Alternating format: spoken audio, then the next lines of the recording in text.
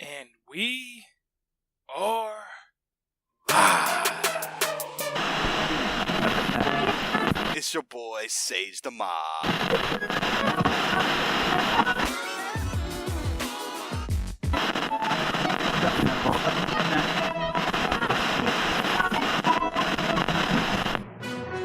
Good evening, and welcome to the Great Debate 2, starring two-time Daytime Award winner Sage the Mark and four-time nominee Ben Goosen. Welcome everybody to the show today. You heard it. It's your boy Ben Goosen. I'm running solo right now without Sage the Mark. We're running solo. Welcome to the Great Debate 2. I love this show. It's our second annual one. The way this show works, if you didn't get a chance to listen to last year's, it's in the archive. You can go check it out. If not, hit us up. We'll send you a copy. What we do, Sage the Mark and I, is we roll solo 2 weeks in a row. I do 1 week, he does the other. And we take some topics that are huge in the wrestling world, obviously primarily WWE, and we expand on them. And we do our predictions over, it could be long term, over the next year or two, or it could be something that's relevant to the wrestling world today. We'll get into some of these topics today. Go back and listen to the show from last year. If not, DM us on Twitter at RealWrestleCast, not hard to find. And we take these topics, and let me give you some background on how we get these topics. What we do is we poll, and we ask folks, primarily in the DMs, what's relevant to where wrestling will be at in a year or two. We talked about Hogan on last week's show and our thoughts as two minority men. We talked about our thoughts on Hogan, but that was relevant in the last week. No, we're taking major topics in the world of wrestling and expanding on them. I am also going to cover this week's episode of Raw, this week's episode of SmackDown. Pretty tame shows this week. Wasn't much going on. But hey, you know what? Let's kick off the great debate with... There's a debate Sage the Mark and I have had. It's been a long-standing debate. Topic number 1 on the great debate that I'm going to cover this week. Sage Mark, he'll be back next week. He's going to do his solo show and talk on these same 5 topics. And I think we're going to disagree, and maybe agree on some of these, but I think we're going to have just good difference of opinion, if you will. So I want to hop right into it. Topic number 1. I'm coming in hot. We're going to talk about substance abuse. We're going to talk about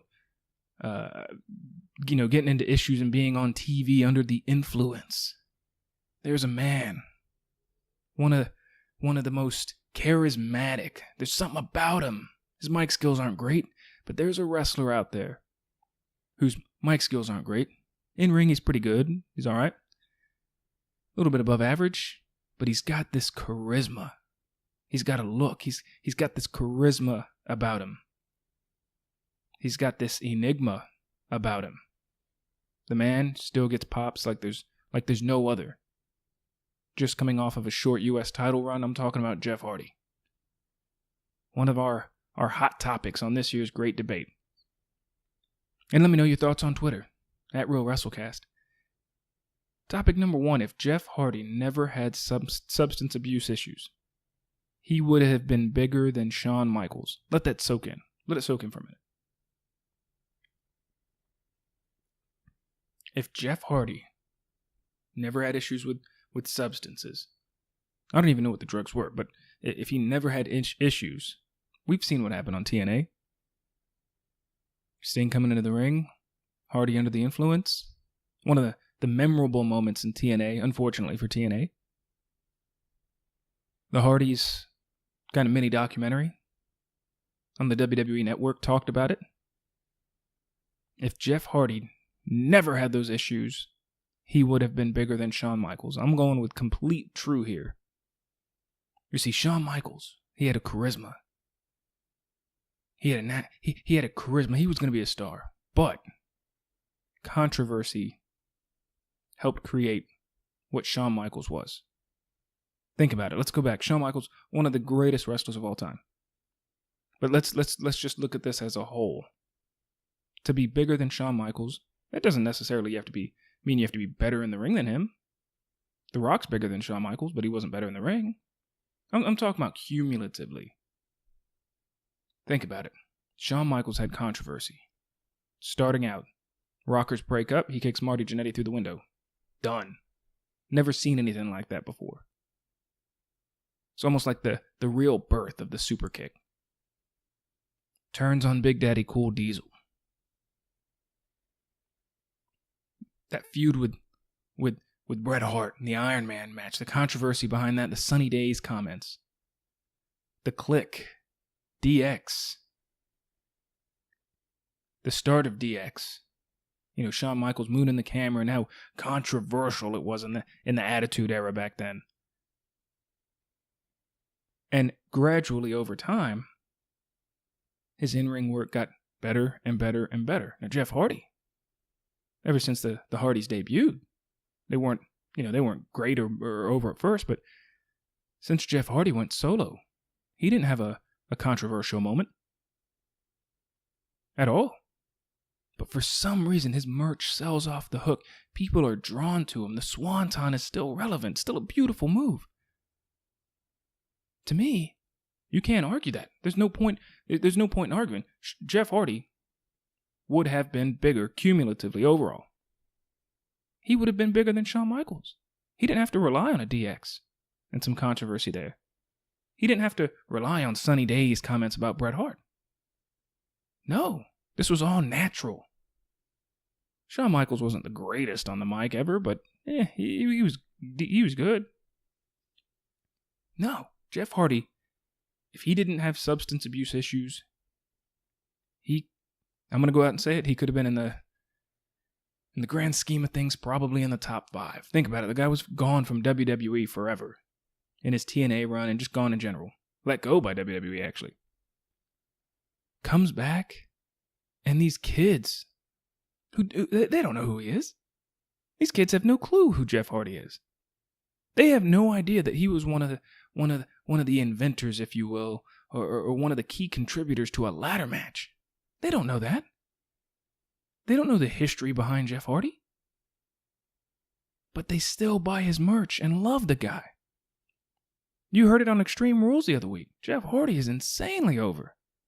And he was fighting Nakamura, who's over as well. Who's half heel, half face. We're just fully getting the full heel Nakamura. More on Nakamura later on.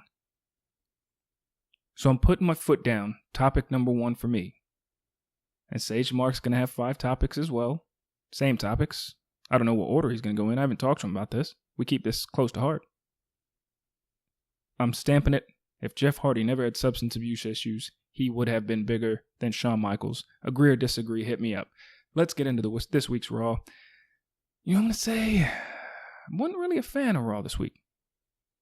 Raw was long. I dug the announcement. Now, the announcement of Evolution, the first women's pay-per-view. I think I read a lot of rumors. There's a lot of talk out there that Stephanie McMahon's big announcement was going to be tag team titles for the women's division. Everyone was wrong.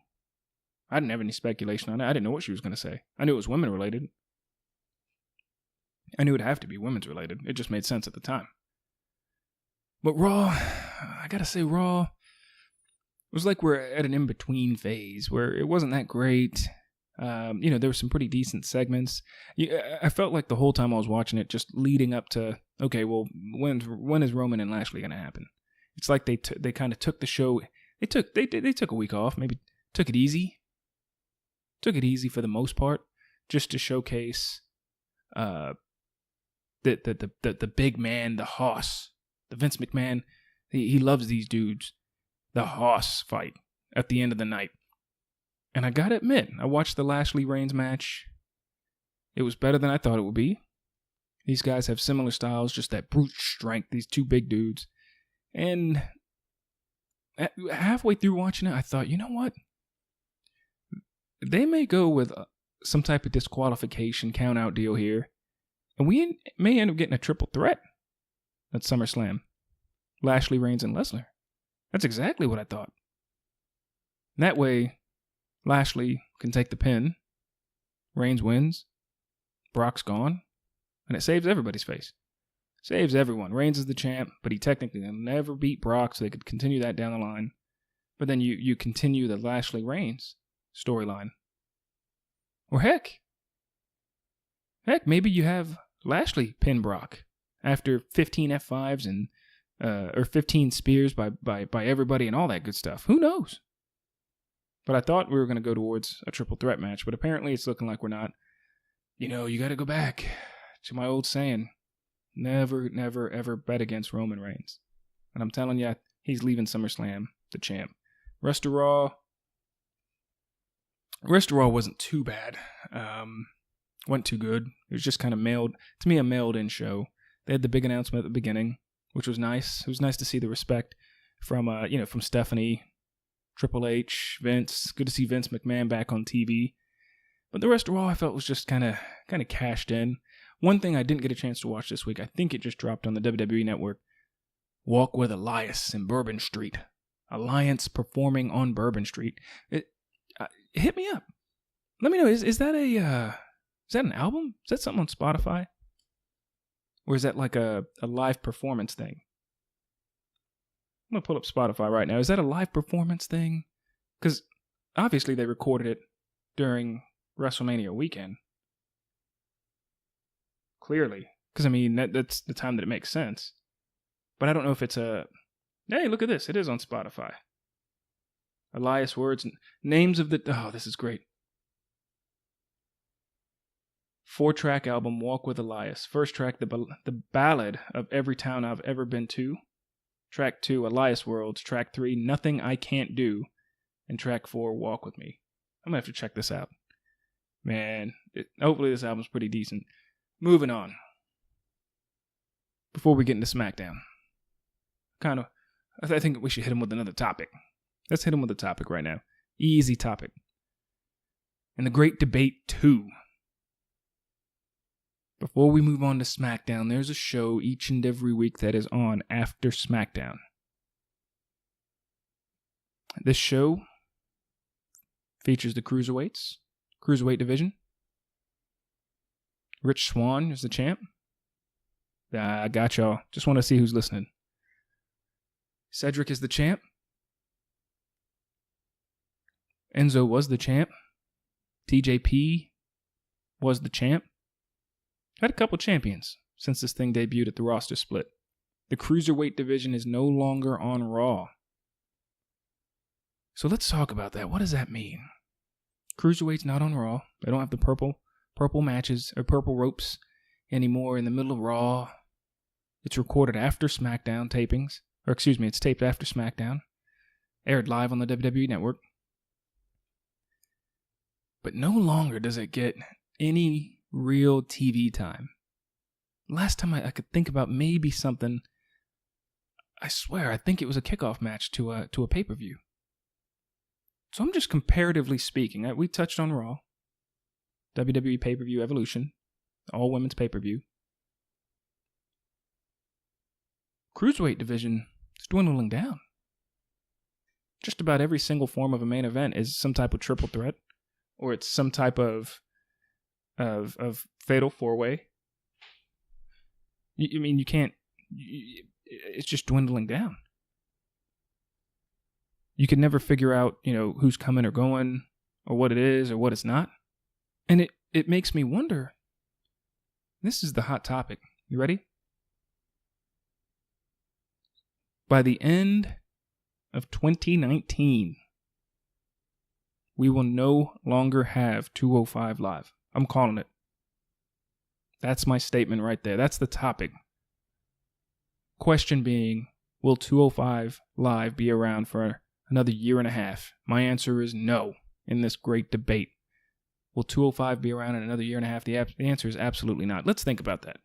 You started a division based off of the Cruiserweight Classic, which was great.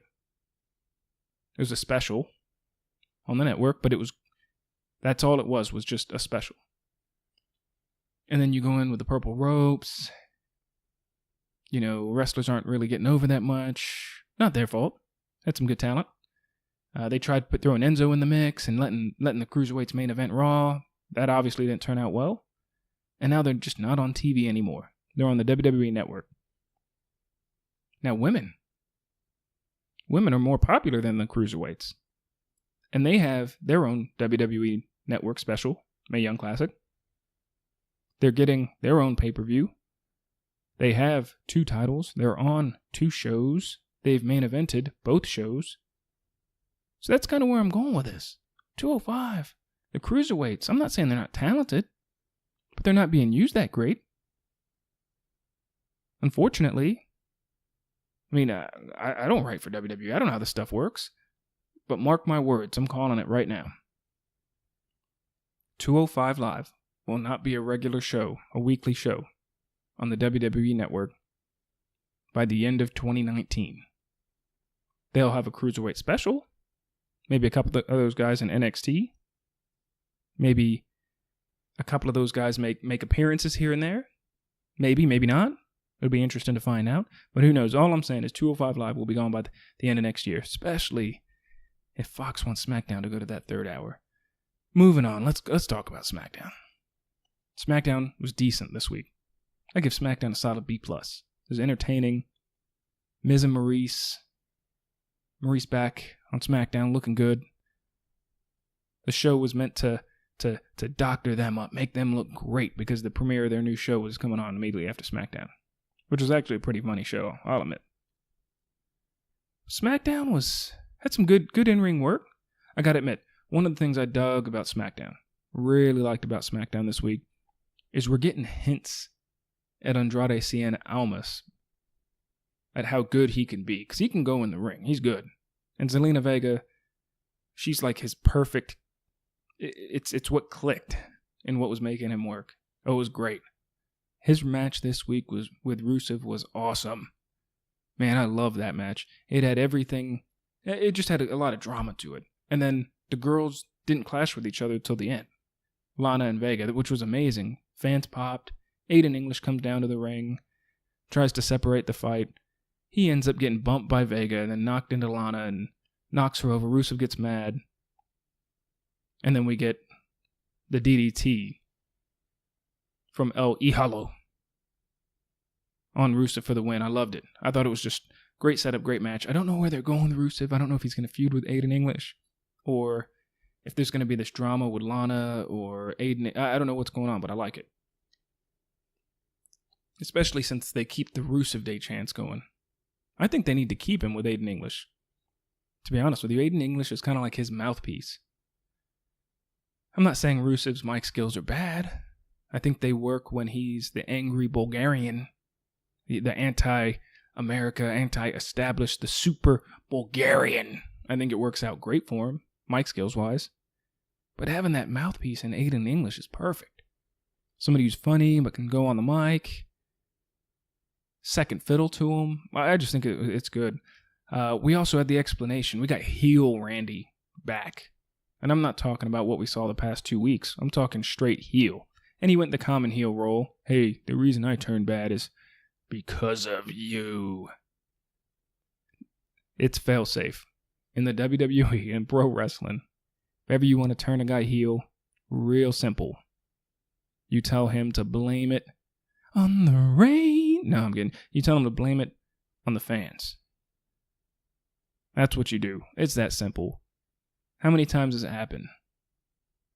How many times has it happened? The age-old story. And guess what? Randy Orton's better as a heel.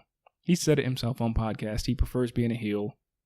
Maybe comes a little bit more natural to him. But I liked his approach to it. So his approach to it was, I mean, everybody's got their reason when they turn heel, and they blame the audience and blame the WWE Universe.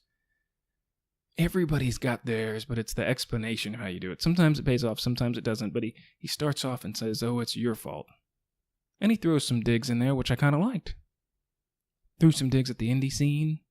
He said, I'm not doing flips, I'm not some indie darling. I'm not falling off of cages. I'm not a part-timer, or whatever he said. He went off on all these little tiny things that people pop for. That the internet marks like. Or he even went off and made a little quip about John Cena saying, I don't have merch every other week.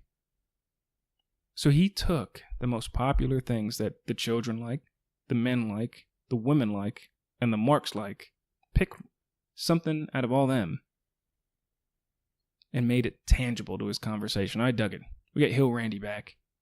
So it's going to be nice. I think him and Jeff Hardy, two veterans in the ring, they'll be able to entertain while they can. Shinsuke cut a quick promo and basically said, Randy, stay out of my way just in case. Daniel Bryan and The Miz in the end. I dug it. They start off the show. SmackDown starts off the show with Miz, Maurice, and Baby in hand. It's great. In the ring, The Miz gets confronted by Daniel Bryan, unstraps the baby, throws the baby at Daniel Bryan. He catches it freaking out, catches the big boot. Miz hits the skull-crushing finale and lights out to end the show. Oh, it was great. Great, because he's got the baby, and as a fan, you think, oh, all right, what's going on with this? Nothing's going to happen because that baby's there. Miz chunks the baby at Daniel Bryan. Bryan freaks out trying to catch the baby. It was good quality heel tactics. Speaking of good quality heel tactics, we had Samoa Joe getting announced as the number one contender. I like that whole bit. James Ellsworth coming out hot. He comes out saying, I've beaten AJ Styles, 3 times? I've defeated this man 3 times. I'm the number one contender. And it looks like we're not going to get any more of James Ellsworth anytime soon because, yep, he got fired by Paige. I believe that's Paige's first firing too. And you know what? I dug it. I dug the way the segment went down. It was one of those things where the fans are expecting somebody when that number one contender is about to be announced. Who's it going to be? Who's it going to be? Who's it going to be? And Ellsworth comes out. It gives you that second of calm. Good writing by the WWE because it gives you that second of calm before Joe ultimately comes out and sneak attacks AJ Styles and puts him to sleep. So we're in for it at SummerSlam. Samoa Joe, AJ Styles. These guys are going to be able to go in the ring. I think this story is going to be told well. I don't know if this is where Joe finally wins the title. I'd love to see it. I think Joe's just a big tough dude with or without a title. It'd be like paying him homage to his wrestling career if he does win the title. You know, it'd be a cherry on top of all of his accomplishments already. But on the flip side, if AJ wins, then, you know, we've got a guy who's all but cleared out the SmackDown roster, if you think about it. So I'm interested to see how that feud goes. I think that with their history, and I'm sure they've feuded a million times in TNA, they'll be able to really bring something to the spotlight and really do something on the show, on SummerSlam. Now let's get into something here. I touched on Shinsuke Nakamura. Him having a quick, maybe 1 minute promo on SmackDown this week. Earlier I mentioned we'll get to more about Shinsuke Nakamura later on. And now is that time. Great debate too.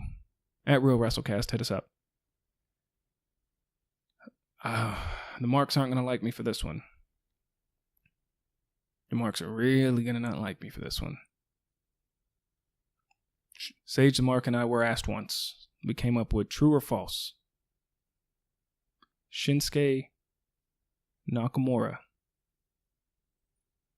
will not be in the WWE by January 2020. That's a year and a half from now.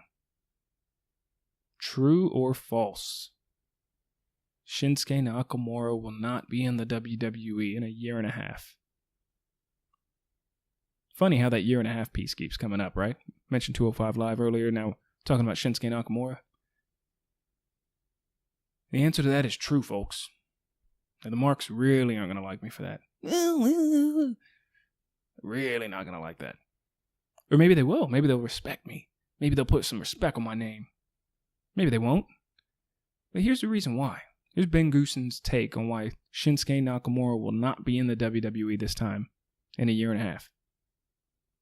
Let's look at his run. We have to remember, we're in 2018. He debuted well over a year ago. Been in the WWE for quite some time now. He's not young, mid-30s. He's not young in wrestling in the wrestling world. And I know you could say, well, Chris Jericho, he's still around. Triple H still wrestles. No, that don't count. They're not on a show and traveling, 3-4 days a week. They're special attractions. That doesn't count. Shinsuke was one of the biggest stars NXT has ever had. Came to the main roster. Huge star. And he's already gone heel. And bumped down to the mid-card. Part of me thinks that's great for his longevity. But let's look at what other options are out there for Shinsuke Nakamura. I'm sure he's making great money here. But he could leave WWE. He can leave. And we're taking contracts out of this. I'm sure the marks, all of you guys can go look up, oh, he's got contracts. Hey, look, if it's not working out, WWE's going to let you go. Not to say it's not working out, but I could see him not being happy. I could see him saying, you know what? I want to go back to Japan. NJPW is huge, and I'm missing out on it. I was one of the key ingredients to the recipe that is NJPW at one point. I come over here, and NJPW is huge. This also means I don't think NJPW is going anywhere in the next year and a half. I think they're going to grow, especially with this All-In pay-per-view coming up, and the exposure that a lot of the talent from NJPW and ROH is going to get from that sold-out show. So I'm calling it. Shinsuke Nakamura will not be in the WWE in a year and a half. Calling it. There's a lot for him to do. He can make a lot of money. He could be a big star. He could be the one that maybe takes down the Bullet Club if they're still around. Even if they're not, he could be the one that main events against Kenny Omega, especially if it's a strong style match. Man, the stiff shots those two guys can give, and Nakamura, he's insanely over in Japan, especially after this brief, quick WWE run. He'll be definitively over. And they already have the built-in story if he fights Kenny Omega. Former Bullet Club members, they already have the built-in storylines. Oh, it'd be great. It'll work. Now, Shinsuke, I said, he's in his mid-30s, and we're comparing him right now somewhat to some other wrestlers in their mid-30s. I think Randy Orton, pushing 40, maybe just turned 40. He doesn't wrestle that often. And I compared him earlier, or uncompared him to part-timers. Chris Jericho, Triple H, Undertaker, Brock Lesnar. Let's talk about Brock Lesnar. He's set to be fighting Daniel Cormier here soon. Just started the USADA drug testing, I believe, this past week or this past month. So it looks like that March fight with him and Daniel Cormier will be happening. Good money, good stuff for DC, win, lose, or draw. I mean, it's the ultimate win, because if Daniel Cormier beats Brock, he retires the heavyweight champion, and then you have some form of tournament or something like that. And then if Brock wins, he's the champ again, and then you have this huge pay-per-view draw. Let's talk about Brock. WWE, trying out for lineman for the Vikings. Didn't work out. Goes to MMA. Works out. Comes back to WWE. He's a star. He talks to another girl in UFC. He talks to another UFC fighter, Ronda Rousey. Says, hey, a lot of money to be made. Not much of a schedule. No sparring. You just got to work out and look good on TV. Then this past week, we heard about Cain Velasquez. Cain Velasquez training at the WWE Performance Center. Josh Barnett on commentary. Got in the ring the other week at the G1 NJPW. We've had Ken Shamrock. Tank Abbott. Short run in WCW. Dan the Beast Severn. But a lot of these guys come from MMA into the wrestling world. Me personally, I think they should all do it. I'd love to see Daniel Cormier at some point. I think the money's actually better. Get more money, work less dates. But let's talk about that. We got the great debate. Question number 4. Let's get into it. Are MMA stars ultimately bad for WWE? We're not talking about the wrestling world. We're talking specifically for WWE. So let's sit on that for a minute. Let the taste settle in up in your taste buds. Let's sit on it. Think about it.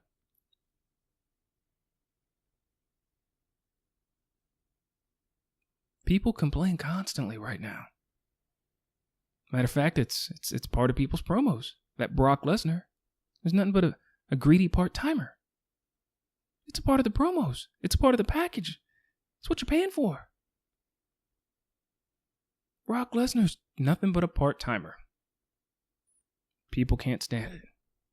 Brock Lesnar is also an exception when we talk about MMA fighters in WWE, because he was already there, sure. Ronda Rousey. It's taken a while to get her up to speed, but the matches she's had, I'm sure they're pretty scripted, but they've been flat out amazing.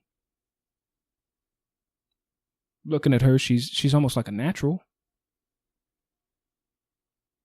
You know, you sit here and you think, all right, MMA stars. But let's look at the grand scheme of things. Ken Shamrock was all right. He had a decent career, IC title run. But Brock and Ronda Rousey they've done great. Tank Abbott was terrible. Dan the Beast Severn, horrible. Josh Barnett's more of the commentary guy. I don't know what's going to come of Cain Velasquez. But a lot of people, they hate on MMA stars coming into WWE. They really hate it. So the question is, in this great debate, are MMA stars ultimately bad for WWE? I asked a bunch of folks in our DMs, because I didn't want to get the public opinion. I wanted to talk to people specifically, and I said, what's bad about it? What if John Jones comes over? What if Conor McGregor comes over? You know, what if we start getting people who aren't that great in UFC, but they do well in the ring? Look at Shayna Baszler. There was a lot of hate. People said, no. They're just coming over for the money. They're just coming over for their name. They end up not being that great. This is just a fallback for them. They're not really into the sport. So I'm going to answer this right now. My pure-based opinion, MMA stars, in the question, are MMA stars ultimately bad for WWE? Because yes, they maybe they hold titles hostage. My answer is no. MMA stars are used to the grappling and the physicality piece. So they already, I feel like, have a leg up on the competition in coming to the WWE, like assuming they start day one at Performance Center. They already have a leg up on the physicality piece, so they're not worried about that. Now, whether they have charisma, can cut a promo, can tell a story in the ring, that's beyond me. But I'm a fan of MMA stars coming over because they already have the base level cardio, strength, conditioning, maybe the look and the name. I'm not really worried about that. But they already have that base level. So in the grand scheme of things, to me, MMA stars are great for the WWE. Especially if you compare them to football stars that don't work out, like half the WWE roster. I'd take an MMA star over a football star all day. Talked about holding the title hostage just a second ago. We got Brock Lesnar. Final point here on the great debate. Let's talk about this. Part-timers. I've touched on part-timers a couple times in this podcast. The great debate too. I've touched on it a few times, and let's be honest here. Let's look at this, right? Part-timers are everywhere in the WWE. They've expanded to NJPW.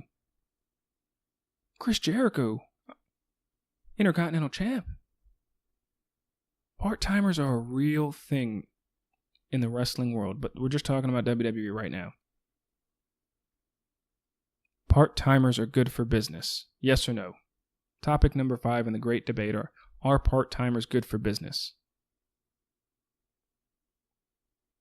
So let's collect on that for a minute.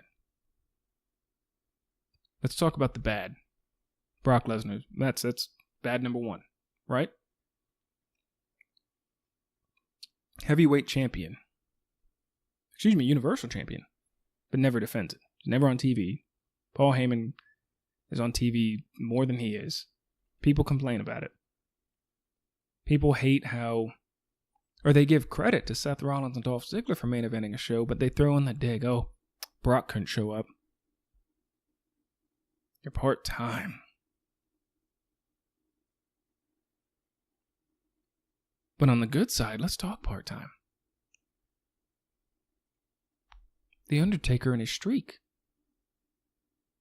I could say the past 5, 6, 7 years? Undertaker shows up at WrestleMania, defends on the streak. And that was true part-timer. Shows up. I mean, and you think about it, you could say, well, Undertaker would show up, keep the streak alive before it got ended by Lesnar, and would bury people. CM Punk, a couple of the guys he beat. Bray Wyatt, that was one that a lot of people thought could have beat the streak.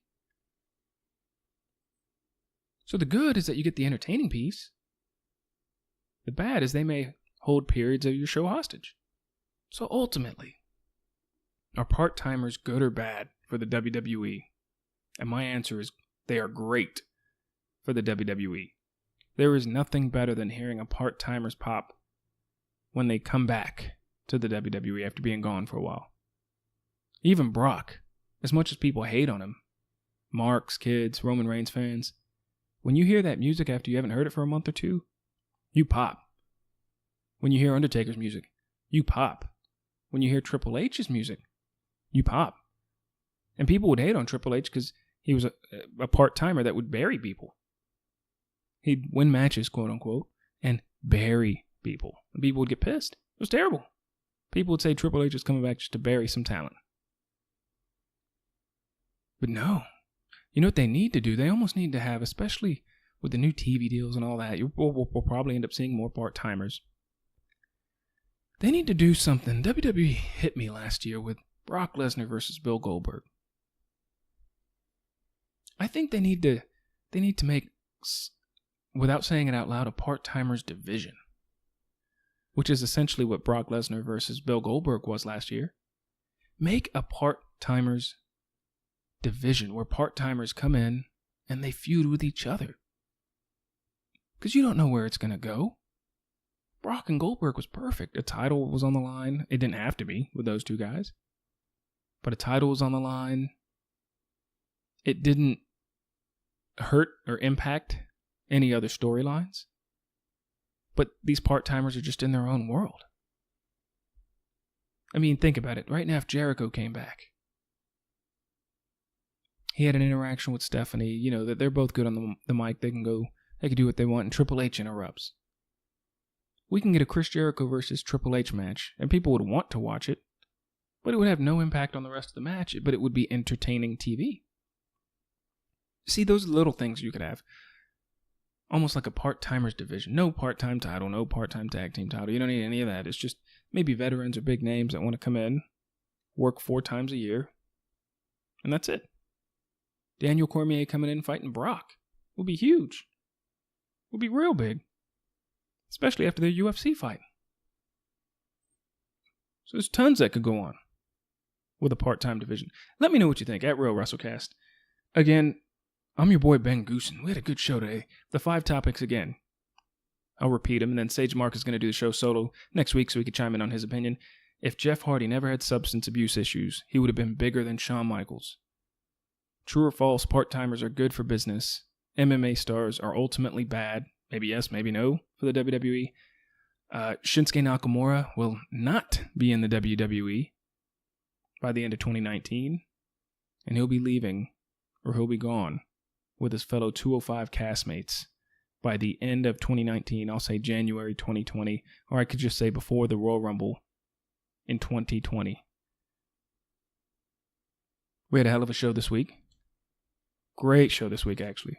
Got to commend ourselves. It's the great debate, too, y'all. At Real WrestleCast, I'm your boy, Ben Goosen. Like we tell you each and every week, keep it real.